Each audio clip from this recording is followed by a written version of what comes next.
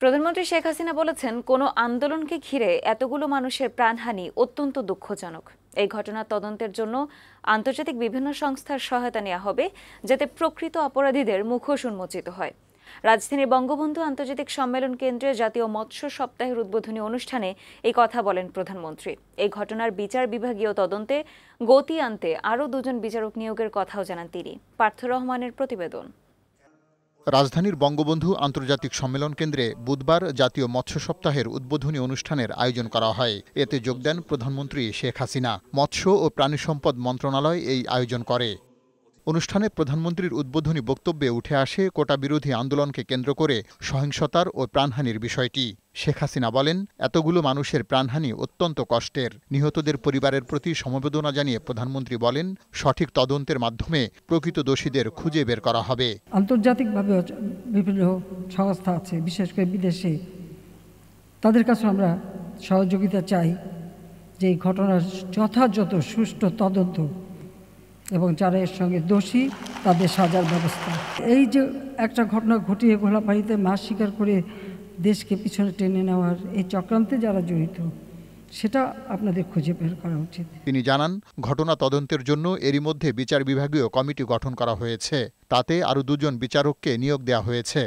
আমরা judicial committee গঠন করে দিয়েছি। কারণ দাবির অপেক্ষা আমি রাখিনি, আমি তার আগেই জুডিশিয়াল কমিটি করে দিয়ে এবং আজকে আবার আমি নির্দেশ দিয়েছি। আমরা একজন জজ সাহেবকে দিয়ে করেছিলাম, সেখানে আমি বলেছি আরও 2জন জজ সাহেব দিয়ে আরও 2জন লোকবল বৃদ্ধি করে দিয়ে এবং তার তদন্তের পরিধি বাড়ানো। স্থাপনা যেগুলি ধ্বংস করেছে সেগুলি তো পুনর্গঠন করা যাবে, কিন্তু যে প্রাণগুলি ঝরে গেল সেগুলি তো আমরা ফিরে পাবো না। সহিংসতা করে কার কি অর্জন হলো সেই প্রশ্ন তুলে প্রধানমন্ত্রী বলেন, এমন ঘটনা ঘটিয়ে দেশের সুনাম ক্ষুণ্ণ করা হয়েছে।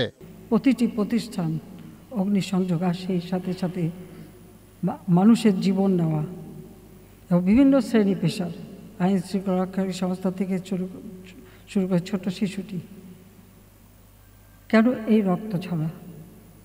আজকে যাদের আমরা হারিয়েছি, আমি তাদের আত্মার মাগফিরাত কামনা করি।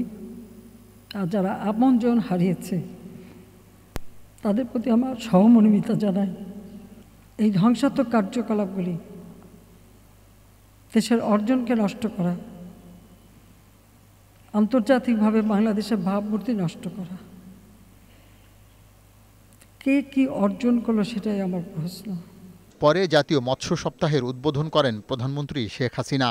মৎস্য আহরণ ও রপ্তানির মাধ্যমে বাংলাদেশের অর্থনীতি আরও এগিয়ে যাবে বলেও জানান প্রধানমন্ত্রী শেখ হাসিনা। অনুষ্ঠানে মাছ চাষ ও বিপণনে সফলতা অর্জনকারীদের হাতে জাতীয় মৎস্য পদক তুলে দেওয়া হয়। পার্থ রহমান, বৈশাখী সংবাদ, ঢাকা।